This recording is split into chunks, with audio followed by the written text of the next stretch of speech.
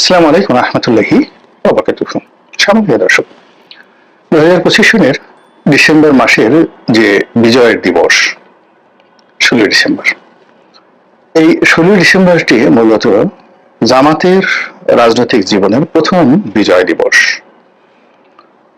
এত বড় বিজয় জামাতের জীবনে কোনোদিন আসেনি, আর আগামীতে আসবে কিনা একমাত্র আসমানের মালিক মহান আল্লাহ রাব্বুল আলামিন জানেন।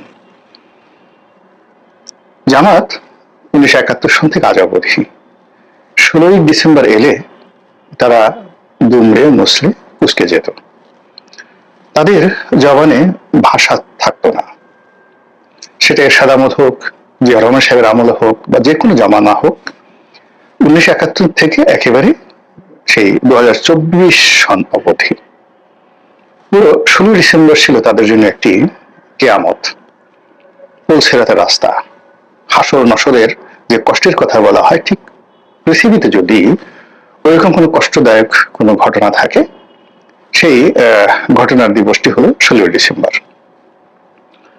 এই দিন জাতীয় প্যারেড ময়দানে বা দেশের অন্য যে জায়গাগুলোতে কুচকাওয়াজ হতো, সেনাবাহিনীর বুটের আওয়াজ, তাদের লেফট রাইট গার্ড সাবধান, তাদের রণসঙ্গীত কিংবা যাকে বলা হয় তাদের জাতীয় সঙ্গীত, তাদের সেলেউট দেওয়ার প্রকৃতি ধরন, সবকিছু অনেকটা হাতুড়ি হয়ে, পেরেক হয়ে, গজাল হয়ে জামাতের যারা নেতৃবৃন্দ রয়েছেন, নেতাকর্মী রয়েছেন, তাদের বুকের মধ্যে রীতিমতো রক্তক্ষরণ তৈরি করত। এই প্রথমবার তাদের সেই রক্তক্ষরণ বন্ধ হয়েছে যখন স্বাধীন বাংলাদেশের পতাকা পথ করে আকাশে উড়ত এই 16 ডিসেম্বর তারিখে। তাদের মনে হতো কে যেন তাদেরকে মারছে, কে যেন তাদেরকে গালাগাল করছে, কে যেন তাদেরকে তাড়া করছে, ধাওয়া দিচ্ছে। ওই বুঝি মুক্তিযুদ্ধ শুরু হলো, ওই বুঝি মুক্তিযোদ্ধা এলো, ওই বুঝি কেউ তাদেরকে গালাগাল দিল। কিন্তু এবার তারা ঈদের উৎসবে উদ্বেলিত ছিল। যে পতাকা একটা সময় তাদের আতঙ্কের বিষয় ছিল, যে পতাকা নিয়ে মুক্তিযোদ্ধারা সদম্ভে ঘুরে বেড়াতো, রিক্সাওয়ালা ঠেলাওয়ালা থেকে শুরু করে রাজপথে যারা সেই টেম্পু চালাতো, এমনকি ঠেলা গাড়ি চালাতো, তারা গত 54-55 বছর ধরে বিজয়ের মাসে পতাকার রং গায়ে মেখে জাতীয় পতাকার ছোট্ট একটি, যাকে বলা হয় সেই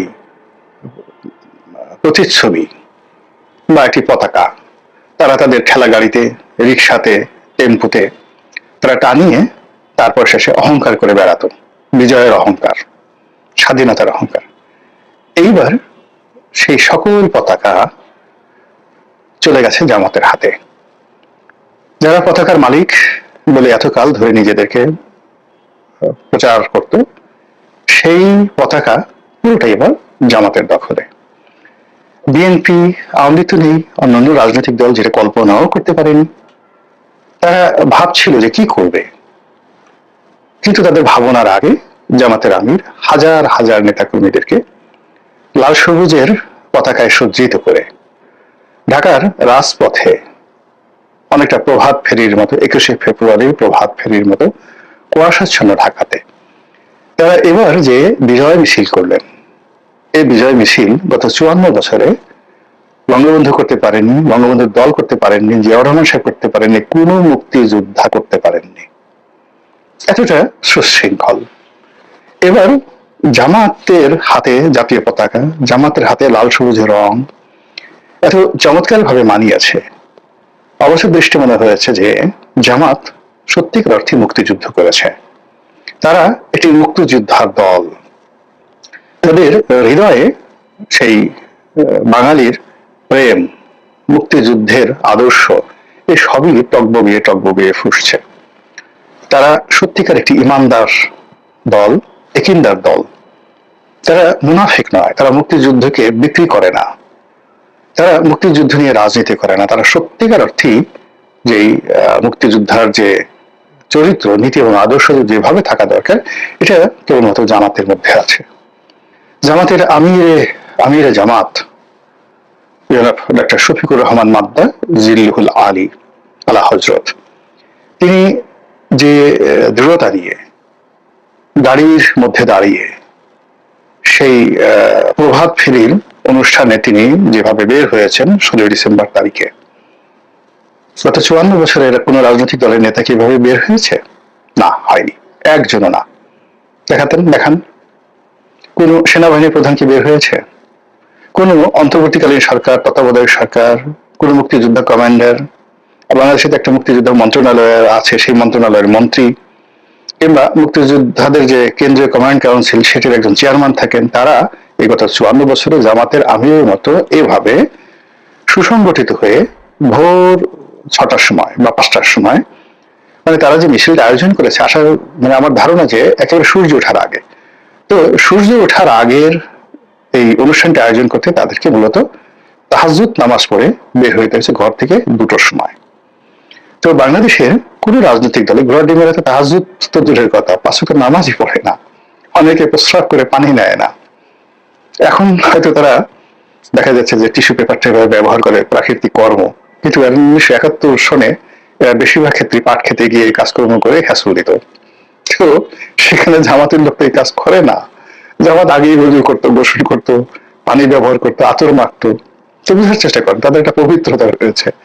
তো সেই তাহাজ্জুদ নামাজ পড়ে রাত 2টোর সময় বিভিন্ন নেতাকর্মীরা রাজধানীর বিভিন্ন এলাকা থেকে এসে তারা একটা জায়গাতে জড়ো হয়েছে।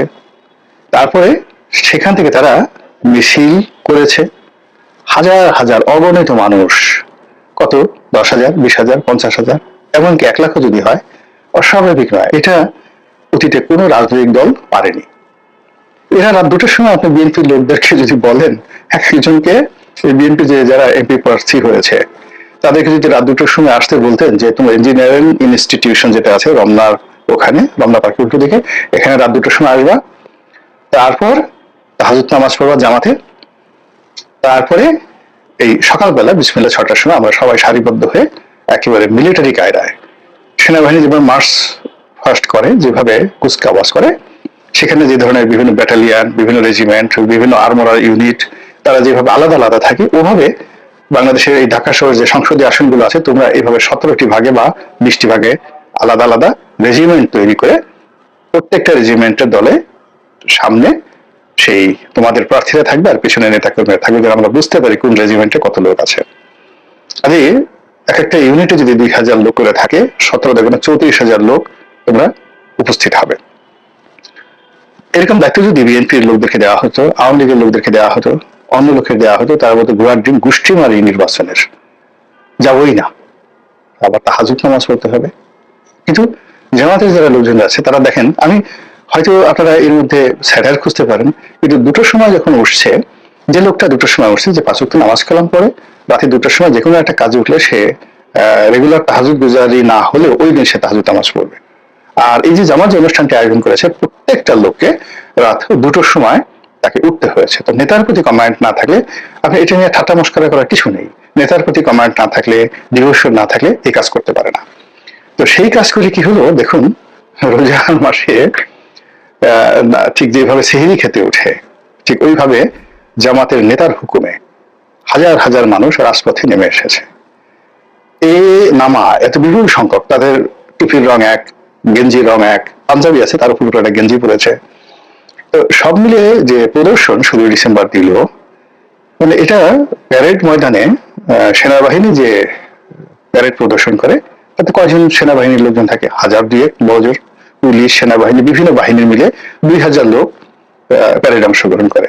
কিন্তু জামাত তো এখানে যদি 50,000 লোক এই প্যারেড করে থাকে, এবং স্বতঃস্ফূর্ত যে লাল সবুজে তারা রাজপথ মানে করে দিয়েছে, ফলে এইবারে 16 ডিসেম্বরে জামাত যে ইতিহাস তৈরি করেছে, এই ইতিহাস অন্য কোন রাজনৈতিক দলকে করতে হলে তাকে অনেক কাঠখড় পোড়াতে হবে, একেবারে জীবন বের হয়ে যাবে। 2 নম্বর হলো, একবার যেহেতু এই পতাকা তাদের হাতে চলে গেছে, এখন তাদের কাছ থেকে এই পতাকা আনতে হলে আপনাকে আরো অনেক শক্তিশালী হতে হবে, অনেক রেজিমেন্টেড হতে হবে, সংঘবদ্ধ হতে হবে। রেজিমেন্টেড মানে কমান্ডের অধীনে সংঘবদ্ধ। তো একটা কমান্ড মানে নির্দেশ, তার সঙ্গে সঙ্গে একটা ডিসিপ্লিন, এবং সেই ডিসিপ্লিন করার জন্য আপনাকে দীর্ঘদিন লেফট রাইট করতে হবে।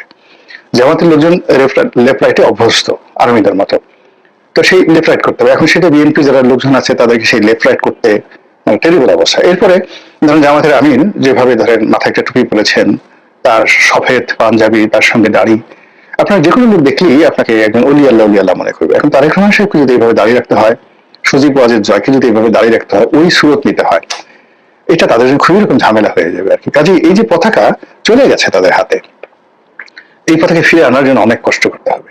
থার্ডলি, জামাত এই কাজটা করেছে যে কাজ নিয়ে আপনি কোনো বিতর্ক করতে পারবেন না।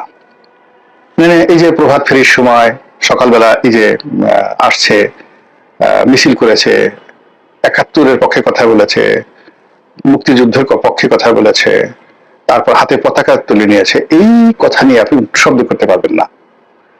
দ্বিতীয় ফেজে গিয়ে তারা যে কাজটি করেছে, তাদের যে সকল বিতর্কিত নেতৃবৃন্দ রয়েছেন যাদেরকে নিয়ে জামাত বিরোধী লোকজন বিতর্ক করে, তো তাদেরকে তারা ঘোষণা করেছেন যে ওনারা হলেন দেশের সূর্য সন্তান।